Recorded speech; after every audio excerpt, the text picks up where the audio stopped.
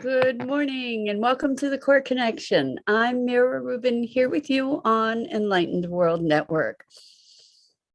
And today's topic is rumblings, like in our bodies, in our emotions, just sort of the subterranean sorts of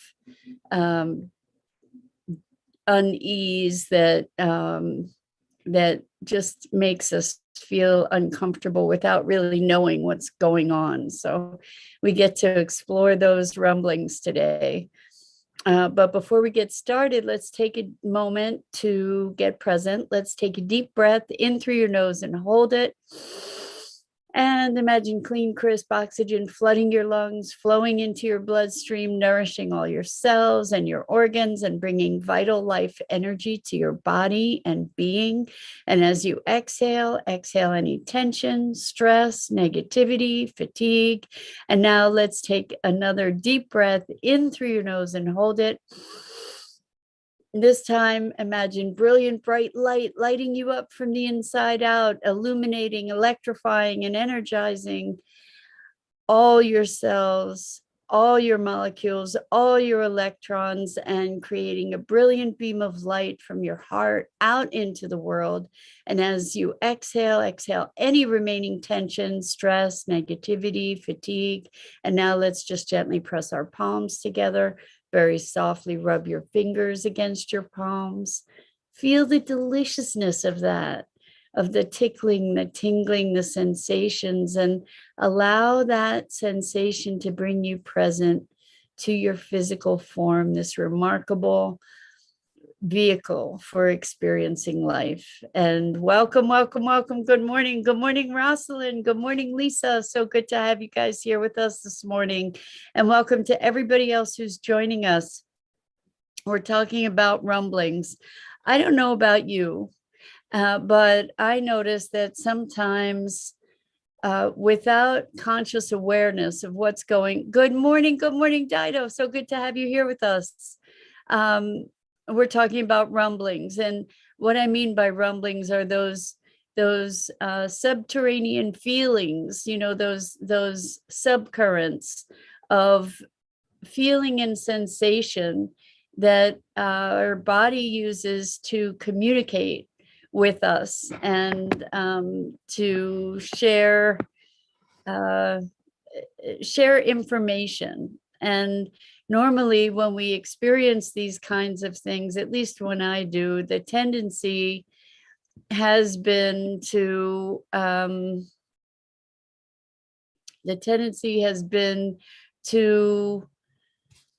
try to find reasons for why am I feeling this way, like noticing I feel sad, or I feel like a little disrupted, like nauseous, but not the kind of nausea that's born of food.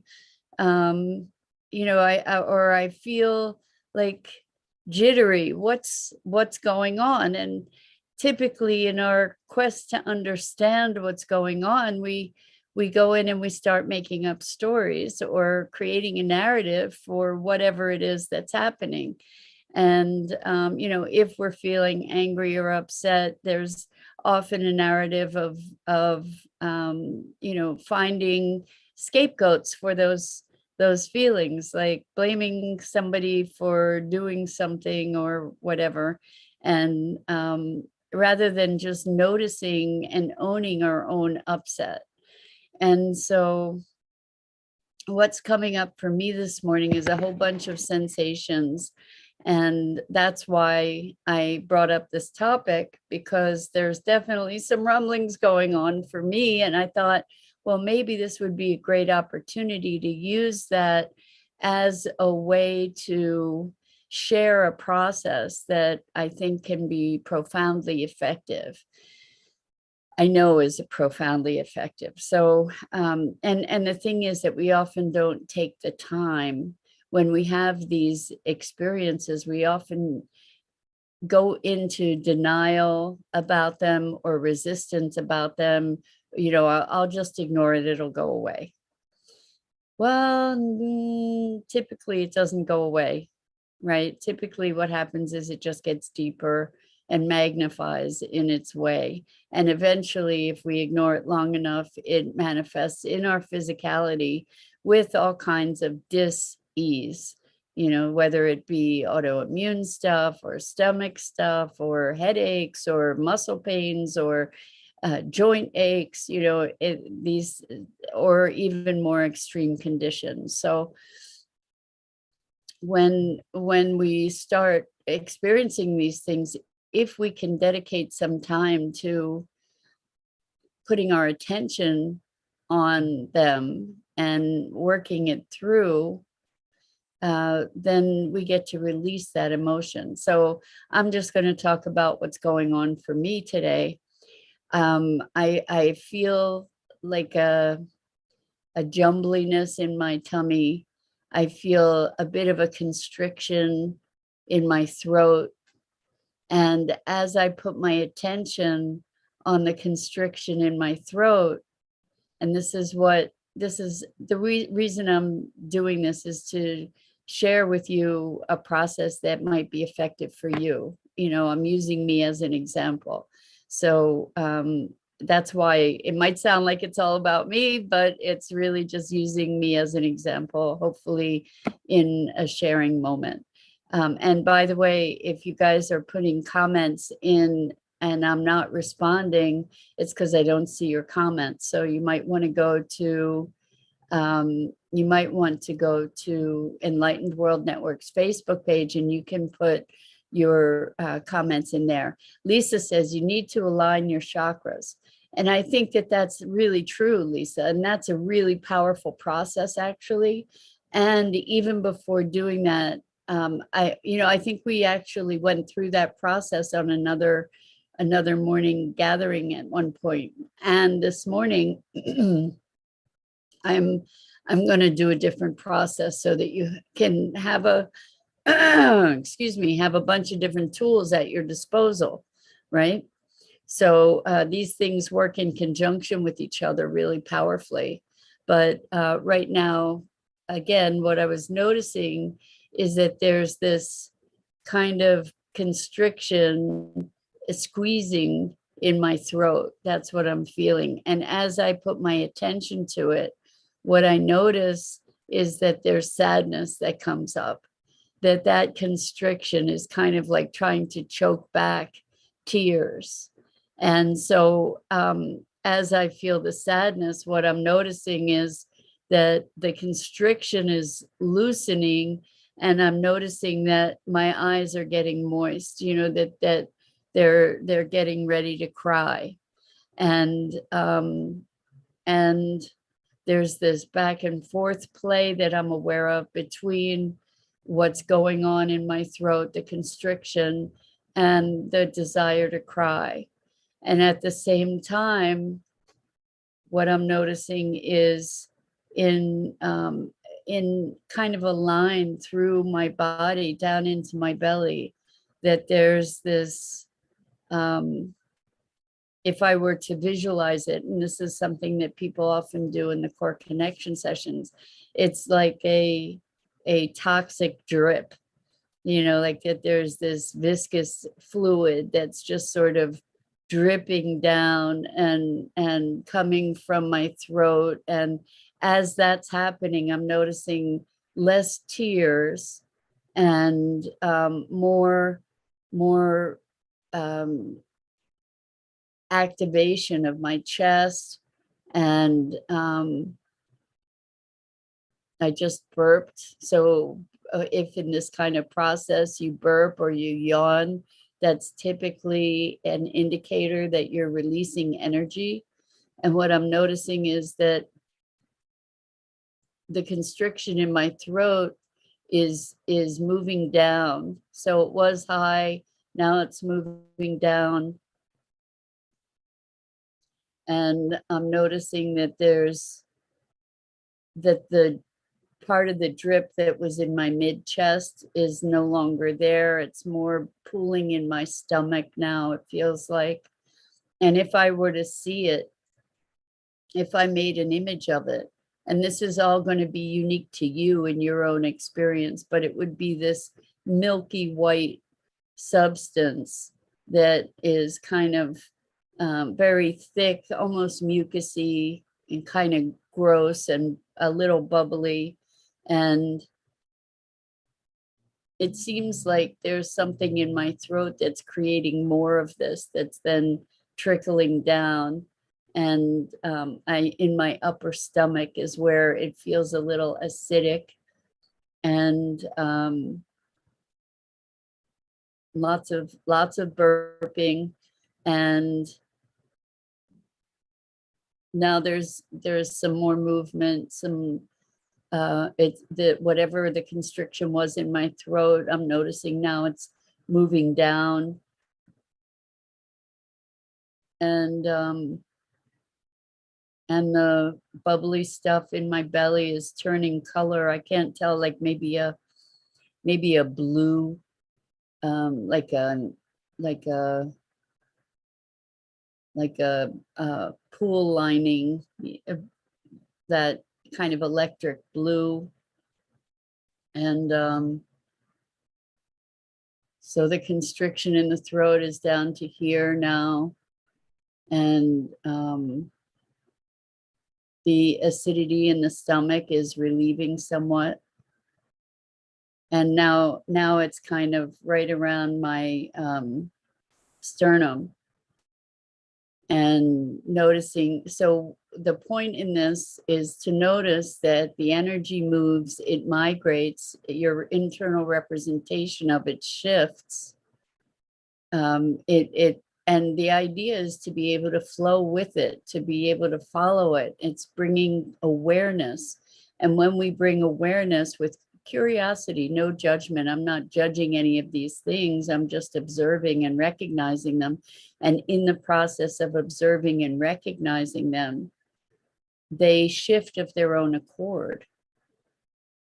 Sometimes you have to sit with it for a while before it actually shifts. But being present to it and noticing and looking for what's changing. So one of the things that's changing is now I feel hot. And oftentimes as I'm releasing energy, my body temperature changes. So I'm feeling hot, I'm getting a bit flushed, you can see. And what I'm noticing is that I'm not really feeling constriction in my throat. I'm not really feeling the acidity in my belly, but in my upper belly, just below my breastbone, like in the solar plexus area, I'm actually feeling kind of a sharp pain. And oftentimes when people feel sharp pains, if they visualize it, sometimes it looks like a dagger or a sword or some kind of weapon or something that has impaled them in some way or another. And at that point, if that's something that arises for you, we don't go into, oh, it's a past life, or what we do. And it may be that it comes up vividly as a past life, but that isn't that context isn't necessarily relevant in this particular work. But if I see a sword, maybe there's an appearance to it, or a dagger. I think it's funny, what comes to mind to me right now is a hatchet. And it's a hatchet, like one of those hatchets that you would have on a fire alarm, one of those red hatchets. And I think it has a wooden handle, and it's just sort of lodged in my lower right side, just below my ribs. And so when you visualize this stuff, it's just visualization. You don't need to bring fear to the visualization. This is your other than conscious mind talking to you, right? And so now that I saw the hatchet, that pain has released quite substantially. And now I felt another sensation a little bit to the left. The hatchet is back on the wall in the thing for fire alarm, the one that you break in case of emergency. So it's back in there. The glass is intact. It's not lodged here. And so Lisa says, I have so much I need to say to my daughter that it's affecting my throat chakra has been crazy, but she's not receptive. So my reflux have been crazy off the charts. So this is a good example, because there's stuff that I'm in the process of expressing and that needs still to be expressed.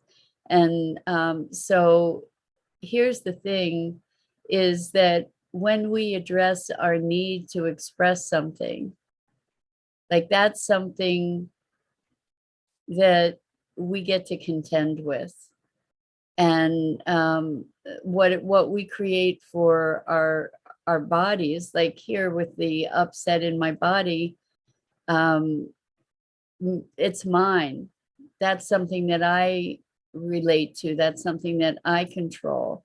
And so there are people in my life with whom I would like to be dialoguing where there is not receptivity. And so what I get to do is I get to clear my need, like to be clear in myself, like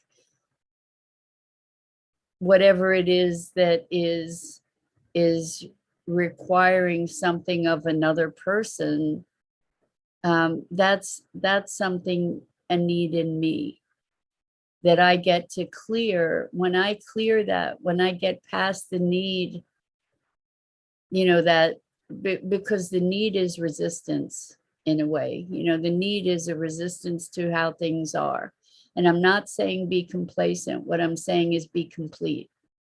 And that's what I was trying to illustrate in this process, is it's not about what should I say, how should I act, what should I do. It's about what's happening here, coming back to presence, allowing myself to be connected to the energy that's there, and to allow that energy to move without all the stories that I would make up about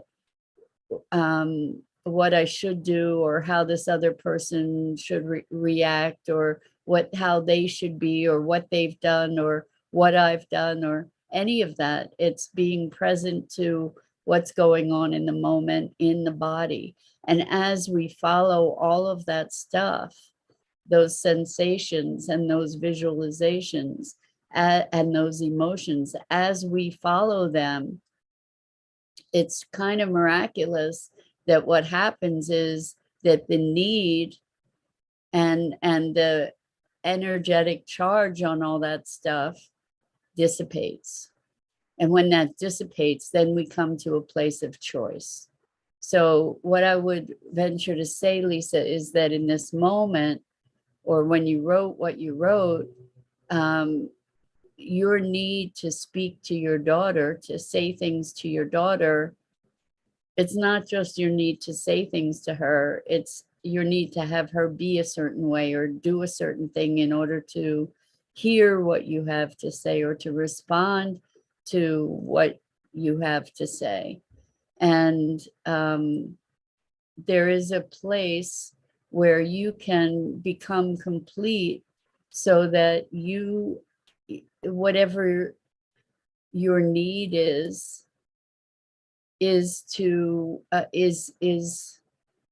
healed. And when that happens, then it creates an opening that doesn't exist when there's that need.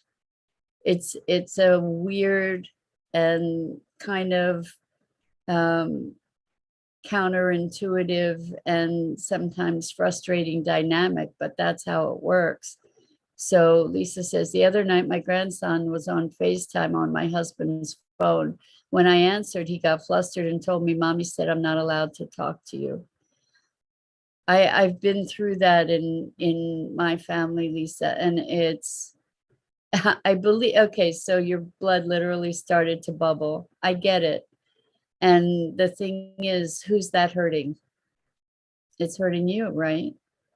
And so as heartbreaking as those kinds of situations can be, there is a place of acceptance and allowing that we can come to that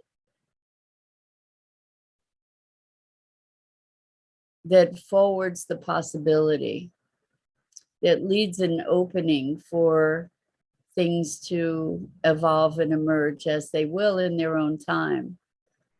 And that kind of situation is just so devastating, I know. And to work through that, to come to a place of peace is something that it takes commitment, it takes courage, it takes determination. And I hear you, I get it. Lisa says it's hurting him too. He's the one really suffering. I agree. I mean, I'm seeing consequences of that kind of behavior just trickling down intergenerationally in my family. You know, I see it happening, and you know, there's the only thing that we can do is to find our own wholeness. And hopefully at some point there will be an opening and an opportunity to have that reconciliation. There may or there may not be. Family is like the biggest teacher, isn't it true? And the lessons can be just excruciatingly painful. And what I know is that we do create our suffering. We create our suffering by the way we think about things. And there is a place of peace, even in this situation that's so sad, you know, or that you're experiencing is so devastating. I have similar things in my life with family dynamics that, you know, I've been working on all my life in my family and in myself. And what I noticed is that as I am able to heal myself, that some of it seems to percolate out. And when we talk about allowing, we're not talking about complacency. You know, we are talking about presence. And there's a difference. There's a difference. And so that's all that I can say is do this process. You might have to do it a lot. You know, do the chakra aligning process. Do what you need to do to be able to notice what's coming up for you. You know, because what's coming up is feelings of abandonment, feelings of being judged, feelings of sadness. You know, I allow yourself to recognize where those feelings are in your body. Allow yourself to just observe those feelings without the judgment, without the story. Just notice what's happening in your body, in your being. You know, notice the scenarios, the things that come up in your mind, and allow yourself to move with those things with free association, without judgment, without additional story. You know, just allow yourself to have your experience and to trace it like we did just a little while ago. And what happens is that energy does shift and move. It truly, truly does. And we may end up then talking ourselves back into the same state. But the more we practice this observing and releasing, then the more our being becomes acclimated to that process, the more we're able to release these things that we identify with, that we're so staunchly defending or you know, deeply enmeshed in. And Rosalind says, I like the description word drip and the associated feeling. So thank you, Rosalind. I have to share with you guys, I do a lot of process work on myself. And what I notice is saying it out loud really makes a difference. Describing it out loud helps to keep you present to what you're experiencing. At least that's the case for me. It may not be the case for you, but for me, as I presence myself to it and I speak it out loud, then I'm better able to do that process. And so, Lisa, I hope this is helpful for you. The other thing that you might look at is tapping. I know we've talked about tapping a bunch. So that's really helpful for moving emotions and releasing a lot of the charge that we have on things. Because yes, the situation may not change, but rather than having your blood boil and having the physiological ramifications of that come back on you, you might be able to, through these processes, come to a more neutral state. And yes, it's an unfortunate state of affairs, and then it wouldn't necessarily continue to make your blood boil, because your blood boiling isn't good for anybody, least of all you. And that's the thing about anger and rage, is it doesn't hurt the object of the anger or the rage as much as it hurts the person holding that emotion. And underneath so much of that emotion is just plain hurt. Just plain hurt. And when we get to move with the sadness, we can, it does lift. It can lift. And so I just encourage you to be with the feeling, see what happens for you. And Lisa says it was pain. I believe it. I believe it. And we feel these things as physical pain. And so, whatever it is that's going on with your daughter, she has her perceptions. And if you don't have the opportunity to communicate, you don't have the opportunity to communicate. There may be an opening later in the future. It's we get to be with life as life is, and to be responsive to it. So if there then arises an opening, then you can step into that opening, perhaps. Well, I hope that this was helpful. I know that there's so much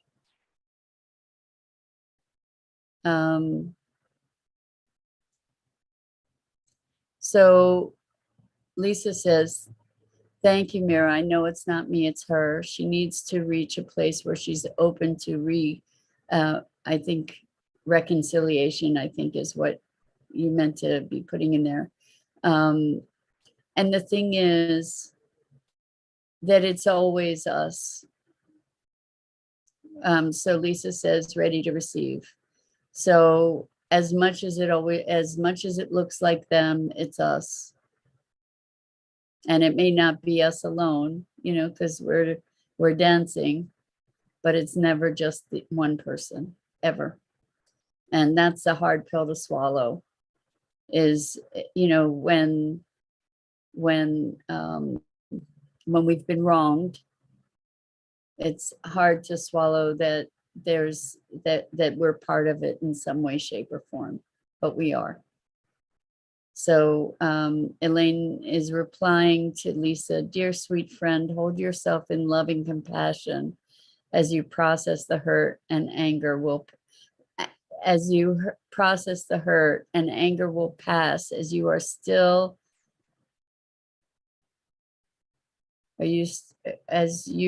will pass as you are still, and allow yourself to be right where you are, and where you are truly and when you are truly ready, you can hold them in your heart in loving compassion. Breathe as you go within to show you your strength and courage. You are now ready to experience within yourself. So that's really what we're talking about. We're not talking about blame. And that's the difference here. We're not talking about blame. We are talking about presence and recognizing that we're all one. We're all one. We're all part of the same dynamic. And so, when and this is an opportunity for me to recognize too, when there are people that are not communicating, those people are parts of me too. So I get to look at, well, where am I exiled from myself? How can we recognize this situation as a metaphorical situation? And what's available to us as a gift? I know that's really, really hard, and it sounds like airy-fairy BS. I know it does, but there's truth to it. There's really, truly truth to it. And we get to, when we are able to find our peace with these things, then we get to